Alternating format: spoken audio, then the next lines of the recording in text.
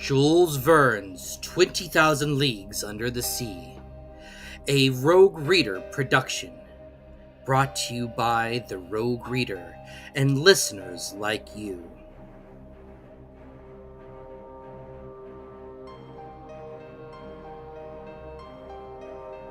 Chapter 1: A Shifting Reef. The year 1866 was signalized by a remarkable incident, a mysterious and puzzling phenomenon, which doubtless no one has yet forgotten, not to mention rumors which agitated the maritime population and excited the public mind. Even in the interior of continents, seafaring men were particularly excited. Merchants, common sailors, captains of vessels, skippers both of Europe and America, naval officers of all countries, and the governments of several states on the two continents were deeply interested in the matter. For some time past, vessels had been met by an enormous thing, a long object, spindle-shaped, occasionally phosphorescent, and infinitely larger and more rapid in its movings than a whale. The facts related to this apparition, entered in various books, agreed in most respects as to the shape of the object or creature in question. The untiring rapidity of its movements, its surprising power of locomotion, and the peculiar life which it seemed endowed. If it was a cetacean, it surpassed in size all those hitherto classified in science, taking into consideration the means of observations made at divers times, rejecting the timid estimation of those who assigned to those objects a length of 200 feet, equally with exaggerated opinions which set it down as a mile in width and 3 in length. We might fairly conclude that this mysterious being surpassed greatly all dimensions admitted by the learned ones of the day, if it existed at all. And that it did exist was an undeniable fact, and with that tendency which disposes the human mind in favor of the marvelous, we can understand the excitement produced in the entire world by this supernatural apparition. As to classing it in the list of fables, the idea was out of the question. On the 20th of July, 1866, the steamer Governor Higginson of the Calcutta and Burnett Steam Navigation Company had met this moving mass 5 miles off the east coast of Australia. Captain Baker thought at first that he was in the presence of an unknown sandbank. He even prepared to determine its exact position within 2 columns of water projected by the mysterious object, shot with a hissing noise 150 feet up into the air. Now, unless the sandbank had been submitted to the intermittent eruption of a geyser, the Governor Higginson had to do neither more nor less than what an aquatic mammal, unknown till then, which threw up from its blowholes columns of water mixed with air and vapor. Similar facts were observed on the 23rd of July in the same year, in the Pacific Ocean, by the Columbus of the West India and Pacific Steam Navigation Company, but this extraordinary cetaceous creature could transport itself from one place to another with surprising velocity. As an interval of 3 days, the Governor Higginson and the Columbus had observed it at 2 different points on the chart, separated by a distance of more than 700 nautical leagues. 15 days later, 2,000 miles farther off, the Helvetia of the Compagnie Nationale and the Shannon of the Royal Mail Steamship Company, sailing to windward in that portion of Atlantic lying between the United States and Europe, respectively signaled the monster to each other in 42 degrees 15 minutes north latitude and 60 degrees 35 minutes west longitude. And these simultaneous observations they thought themselves justified in estimating the minimum length of the mammal at more than 350 feet. As the Shannon and Helvetia of smaller dimensions than it, though they measured 300 feet overall. Now the largest whales, those which frequent those parts of the sea around the Aleutian, Kalumak, and Umgulik Islands, have never exceeded a length of 60 yards, if they attain that.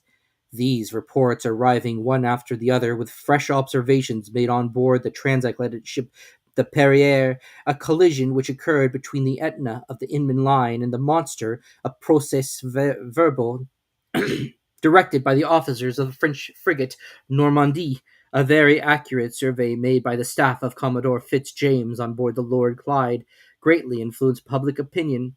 Light-thinking people jested upon the phenomenon, but grave practical countries such as England, America, and Germany treated the matter more seriously.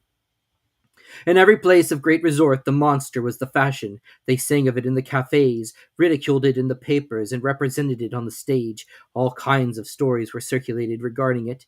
There appeared in the papers caricatures of every gigantic and imaginary creature, from the white whale, the terrible Moby Dick of Hyperborean regions, to the immense kraken whose tentacles could entangle a ship of 500 tons and hurry it into the abyss of the oceans.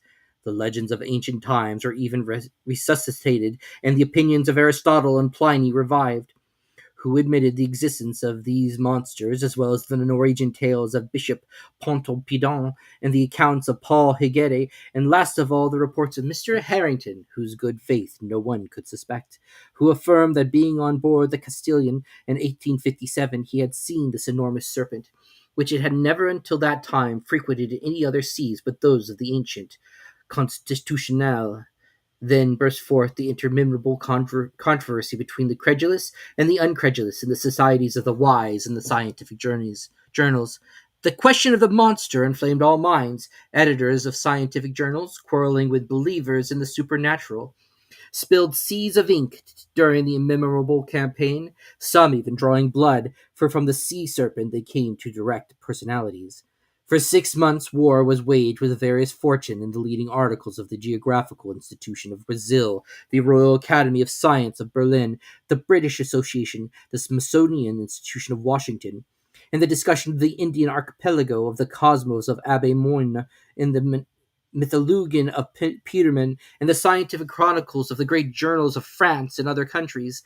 The cheaper journals replied keenly and with inexhaustible zest. These satirical writers parodied a remark of Linnaeus, quoted by the advisaries of the monster, maintaining that nature did not make fools, and adjured their contemporaries not to give the lie to nature by admitting the existence of krakens, sea serpents, Moby Dicks, and other lucubrations of delirious sailors. At length, an article in a well known satirical journal by a favorite contributor, the chief of staff, settled the monster like Hippolytus, giving it to the death blow amidst an universal burst of laughter. Wit had conquered science.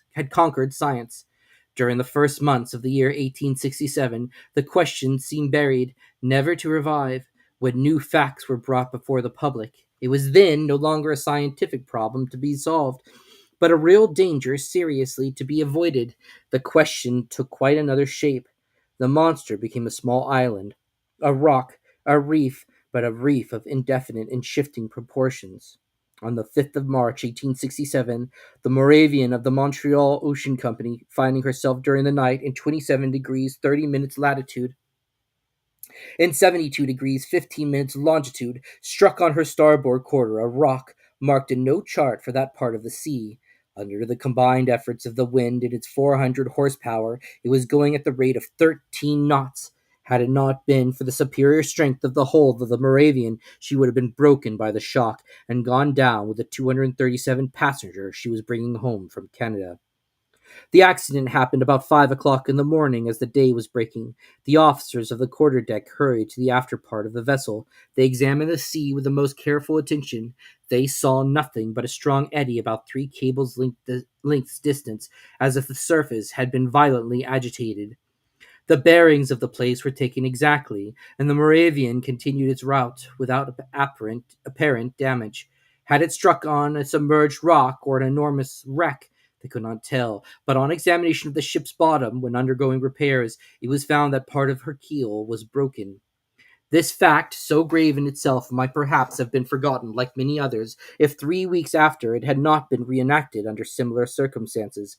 But thanks to the nationality of the victim of the shock, thanks to the reputation of the company to which the vessel belonged, the circumstances became extensively circulated. The 13th of April, 1867, the sea being beautiful, the breeze favorable, the Scotia of the Cunard Company's line found herself 15 degrees 12 minutes longitude and 45 degrees 37 minutes latitude. She was going at the speed of 13 knots and a half. At 17 minutes past 4 in the afternoon, whilst the passengers were assembled at lunch in the great salon, a slight shock was felt on the hull of the Scotia, on her quarter, a little aft of the port paddle.